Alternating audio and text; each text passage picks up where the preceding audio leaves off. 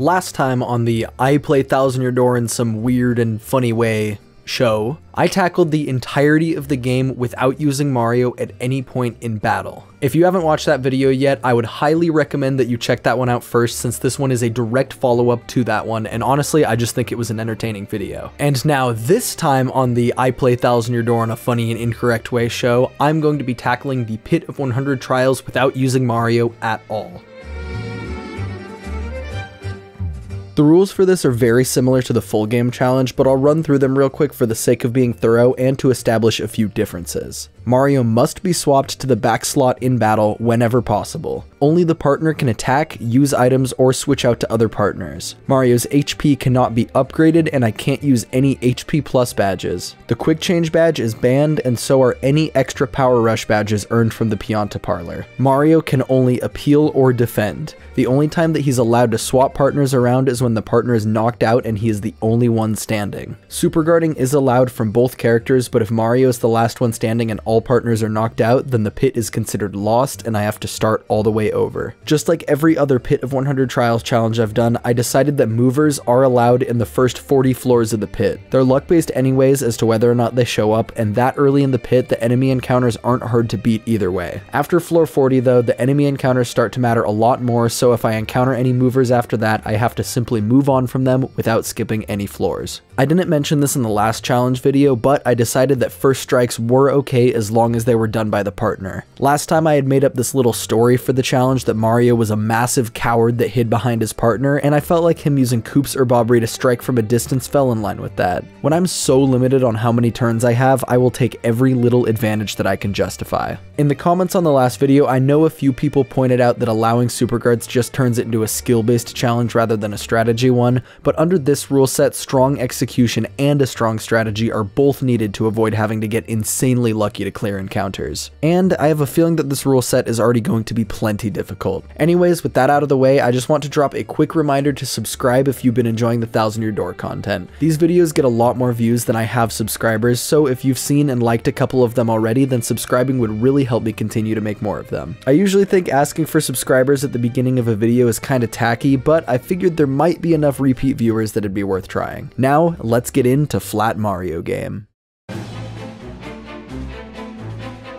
The prep work for this leg of the No Mario journey was super short, so I figured I'd just tack it onto the beginning of this section. I had a handful of life shrooms and one Jelly Ultra left from fighting the Shadow Queen in the last video, so I just filled out the rest of my inventory with super shrooms for healing Mario. I figured if I needed anything else, I could just buy the overpriced items from Charlatan later, since I wouldn't need money for anything else on the save file. So, into the pit. Obviously, the first floors in the pit aren't going to be challenging for endgame characters, even when I can only use one of them. Koops is able to one-shot everything in the first 10 floors since I have 3 attack increasing badges, but I also use Yoshi a little bit because why not, I guess? I wanted to try my best to conserve FP since it was going to be a bit before I saw a level up. I was greedy and used some power shells to speed up the encounters with several enemies, but on battles with just a couple enemies, I used regular attacks and some super guards. None of these battles are interesting, so let's just fast forward a little bit and skip past it. On floor 10, you're given a Sleepy Stomp, which is completely worthless to me under these conditions. Pretty much every badge given to me in the pit is useless with a couple exceptions, so let's shove that badge in our pockets and move on.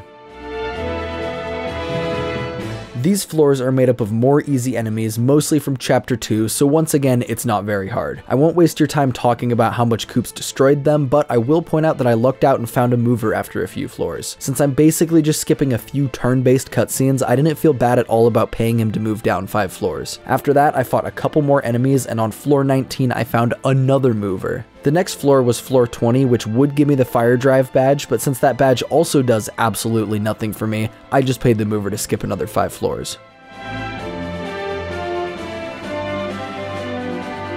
I got spat out onto floor 24 by the mover, and I was face to face with some Bob-Ombs. Just like everything else I've fought so far, I was able to one-shot all of them. A power shell took him out, and then another one took out the booze on the next floor. Being a resource-conserving expert, I killed these 2 spiky Gloombas in 2 turns instead of 1 to preserve my FP. I know, I'm a real economist. And that's really about the most interesting thing I could say for this segment. I promise it'll become more interesting in a second. This is just how these Pit of 100 Trials challenges always go. I lucked out and rolled a mover yet again on floor 27, and since the Zap Tap badge on floor 30 is actually one that could come in handy, I decided to skip 2 floors instead of 5. This meant I had one more encounter of Bob-ombs to deal with, and then I got my Zap Tap reward on floor 30. I wanted to avoid using Zap Tap since it gave Mario an extra layer of competency in battle, something that he doesn't really deserve, but I figured grabbing it just in case it did make a big difference would be good.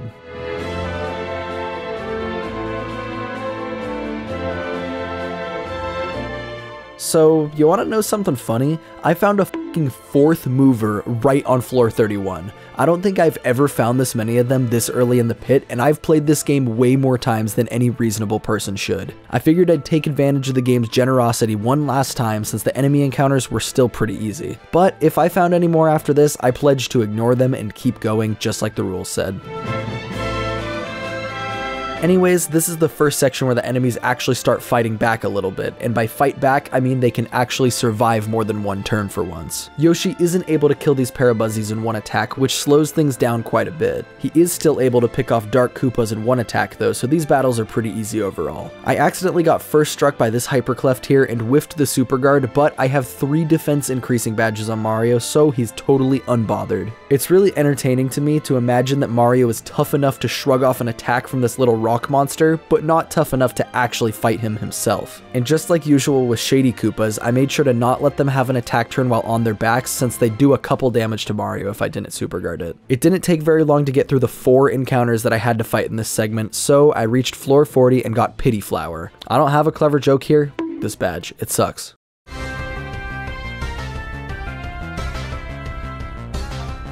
The enemies here start requiring thought to beat, which means I actually have things to talk about now. Dark Paratroopas have enough defense that Yoshi can only deal 7 out of 8 damage needed to kill them, which makes them a little more annoying to deal with. I actually tried to let them attack me so I could Super Guard for that 1 extra damage I needed before Yoshi attacked them. These floors also have spiky Parabuzzies, which are always a fun enemy and challenges for this game. The only partner capable of attacking these guys without using FP is Vivian, so I swapped over to her to finish this guy off. Annoyingly, she can only do 4 damage to him since his defense is so damn high, but this one went down since I had already done some Super Guard damage to him. Something that's actually kind of funny is that I'm still so underleveled from skipping so many battles in the first episode of this challenge that these enemies still give me star points. These are only chapter 6 enemies, so I am still a couple chapters behind on levels.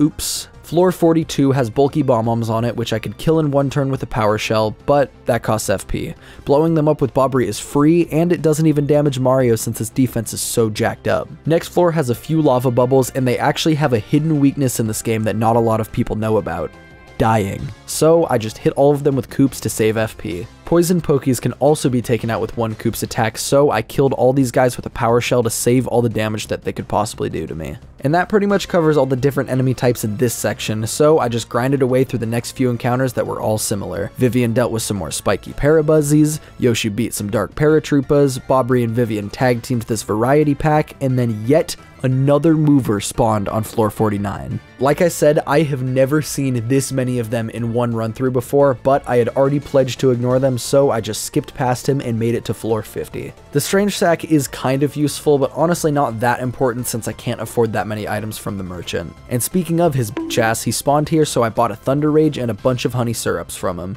The Thunder Rage was just in case I ran into any situations where it could bail me out or save a lot of time, and the honey syrups were because I still hadn't gotten a level up and my FP was definitely hurting.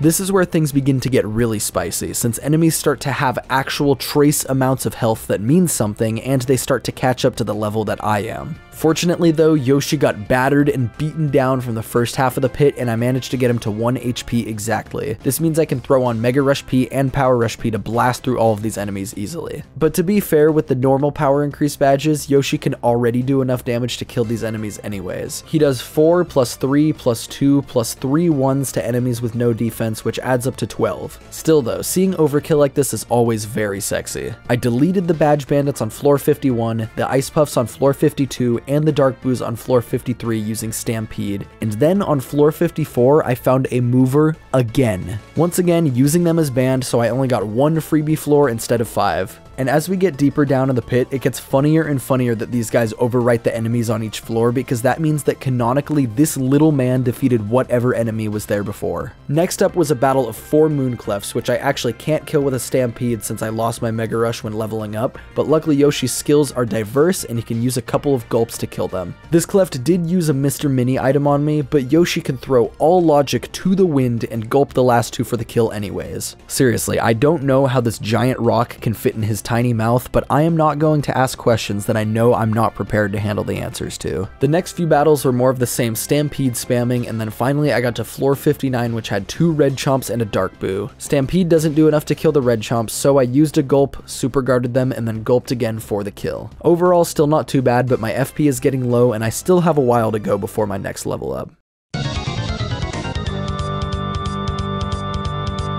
Things very quickly take a turn starting here. This is where missing too many super guards can absolutely ruin you. Dark Lakitus are first up on the menu, and they're joined by a Dark Craw. All of these guys have too much health for me to kill with a single attack from Yoshi, and I had no FP to use a Stampede to deal a good chunk. This forced me to take them on one by one, which is going to be a pretty slow going process. I hit the front Dark Lakitu with a ground pound, leaving him with 1 health, and then they spawned a blue Spiny. I decided to use a random Ice Storm that dropped a bit ago to slow down their damage output and pick off the low Lakitu, and then the next turn I finished the second Lakitu. From here, Yoshi wasn't very useful since I had no FP and you can't jump on either of these guys, so I swapped over to Bobbery instead. After super guarding, or at least trying, some more attacks, Bobbery finished them off. The next floor had 4 dry bones on it. I carefully lined up the first strike, entered the battle, and then immediately thought of a way easier strategy. I ran away from the fight, popped a honey syrup, and then re-entered the encounter. This time I had exactly enough FP to use a Bombast, which can wipe this battle in 1 move. The next battle had 2 Dark Wizards and a Dark Craw.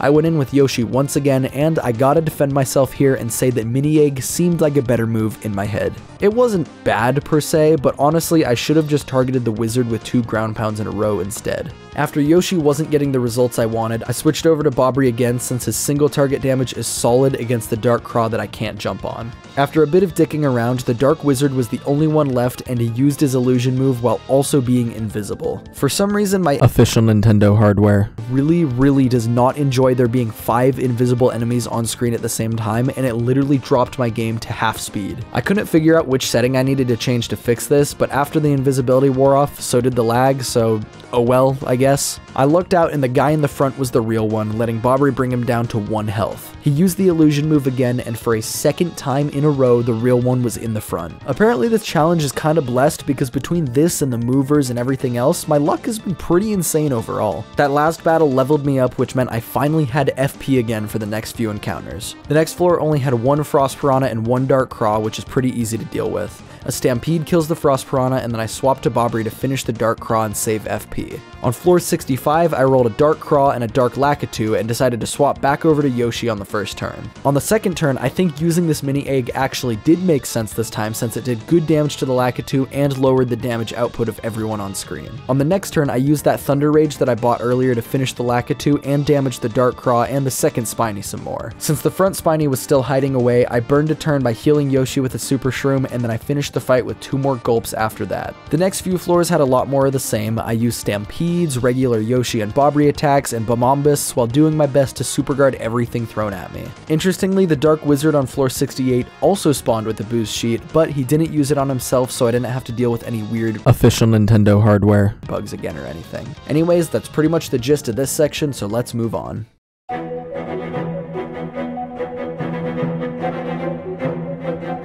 These floors don't ramp things up too much more than the last section, but the battles do start to stretch out longer and longer. I decided to go into floor 71 with Vivian since I already had her out, and I was face to face with a wizard and a couple chain chomps. Her damage is decent enough that I can kill the wizard in a couple hits, and then 2 hits and some super guards takes out each chain chomp.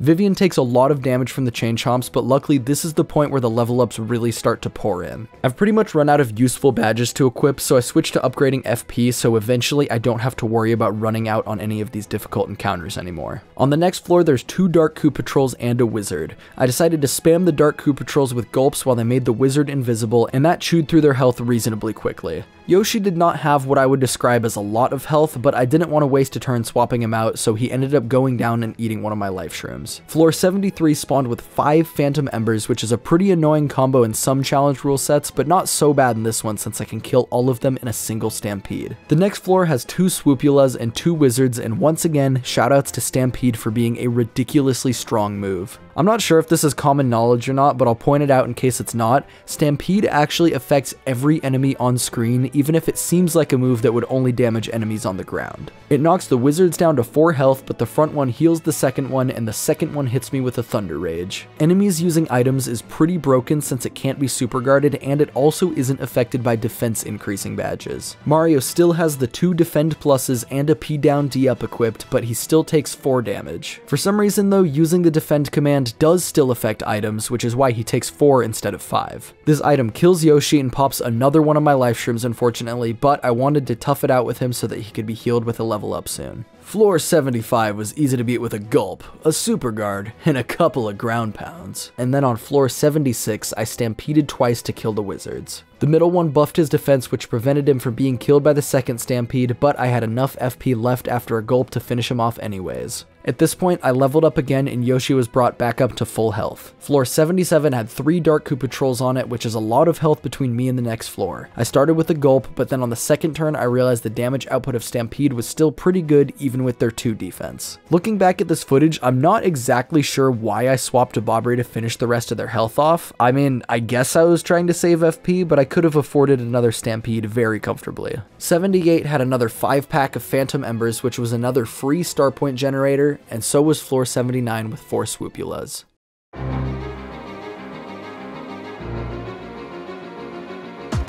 I've said this in previous pit challenges before, and I will say it again, this is the point in the pit where super guards pretty much become required. As opposed to my no action command challenge run, this challenge has been a lot more execution based rather than strategy based. This is because you basically have to super guard a lot of the attacks thrown at you since you don't have enough turns to heal and keep dealing damage at the same time. It's easy to brush past super guards in these videos as just a thing that happens when you play the game, but it really requires a lot of practice and learning each enemy's individual timing to get really consistent at it, and basically, I just want to flex that I'm pretty good at this one mechanic in this video game. The enemies on screen right here can do 42 damage to Yoshi in one turn if I miss all the super guards, which, if we do some more math, reveals that super guarding is in fact important. Something that makes it a little friendlier though is the fact that Mario with this loadout has 4 extra defense when defending, meaning that he takes no damage from the Arantula's burst attacks. I opened this battle with a Stampede, which does well over half to each enemy. I then absolutely popped off and super guarded every single attack, and finished everyone off with another Stampede.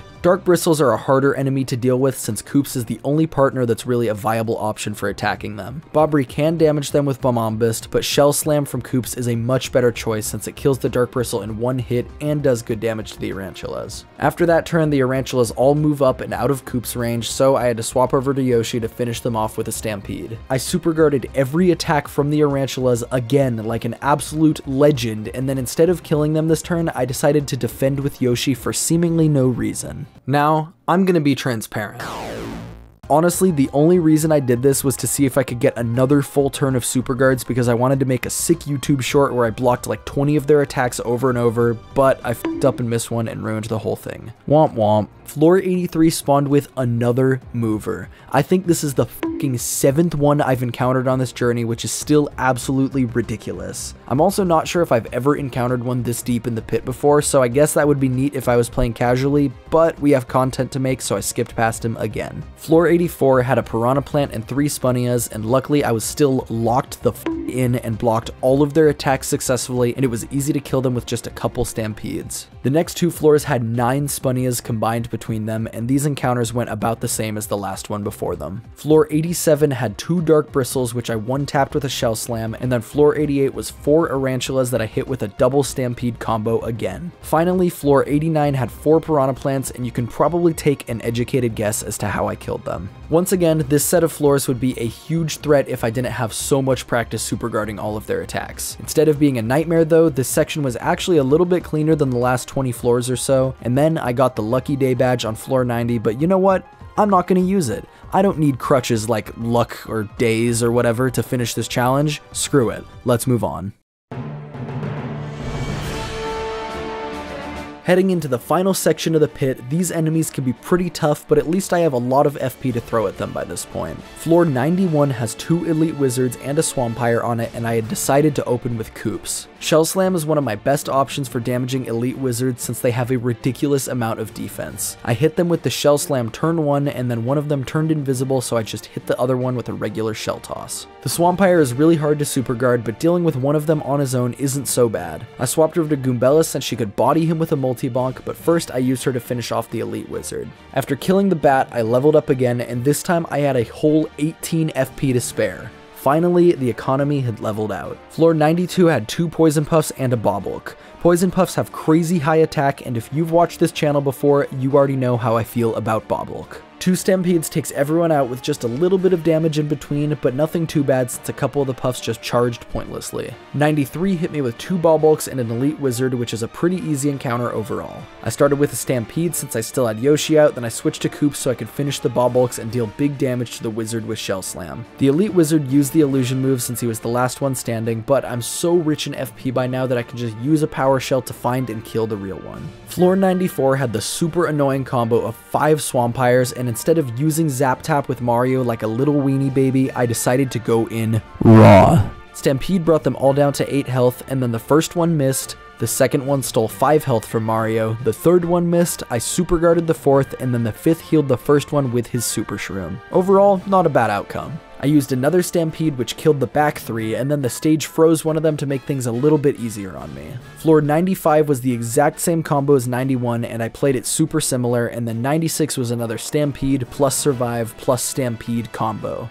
97 was the same as 93, except this time I started with Koops to make things even easier. A Shell Slam into a Shell Toss killed them super easily. 98 was 1 Swampire and 2 Poison Puffs, and even with a little fog shenanigans mixed in, the Stampede combo worked good enough. Finally, I got to floor 99. The second elite wizard in this lineup spawned with a stopwatch, which is always the absolute worst status to deal with. Luckily, I did still have some life shrooms on hand that I had as a backup, but if I didn't have those, things would be a lot sketchier here. Mario got knocked down to just 1 health left, but the double close call badges I have equipped kicked into maximum overdrive and kept dodging attacks for me. Koops went down but got picked back up by a life shroom, and then I was able to heal Mario back up with the super shroom. When all of that tomfoolery was said and done, Koops hung in with 2 health, killed the elite wizards, and then I switched over to Goombella to kill the Swampire and called it GG for all of the normal trials. And something to point out that I feel like has happened to me in every pit challenge I've done, I didn't encounter a single Amazy Daisy. On every floor except 91, 95, and 99 you're able to encounter 1 or 2 Amazy Daisies, but I didn't meet any of them, so I'll count that as a blessing and we will move on to the final boss.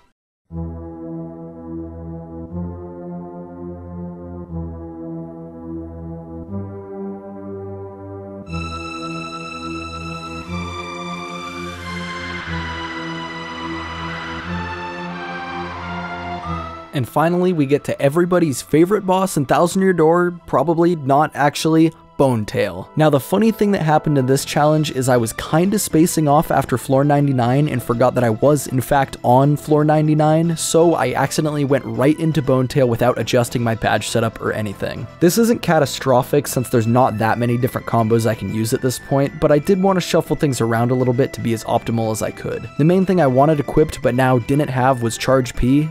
Oh well. Without Charge P, all I could really do against Bonetail was spam him with multi-bonks and try to keep Goombella alive long enough to kill him. On turn 1, I opened by using a Power Punch since I had a random one that dropped a while ago in the pit, and it's basically a single-use charge. I missed the Super Guard on the first breath attack, which goes through defense and drops Mario to 3 health and puts him asleep. Fantastic. A giant Goombella multi-bonk does 21 damage to Bonetail, and then he stomp attacks Goombella, which is good because it doesn't affect Mario. Another multi-bonk brings him down to 159, and then he hits me with another breath attack, killing Mario dead. There's still life shrooms in the National Archives though, so Mario gets right back up. That breath attack also shrunk Goombella, so I decided to use a super shroom since I couldn't do much damage while I was tiny anyways. Bonetail immediately knocks Mario back down to 3 health, so I threw a Super Shroom his way to use Goombella's last shrunken turn. After that, I hopped into a little bit of a rhythm and did a few multi-bonks while Bonetail spammed Goombella with bites and stomps. I used my 1 Jelly Ultra to heal her back up at some point in there, but it didn't last long and he got Goombella back down to just 8 health,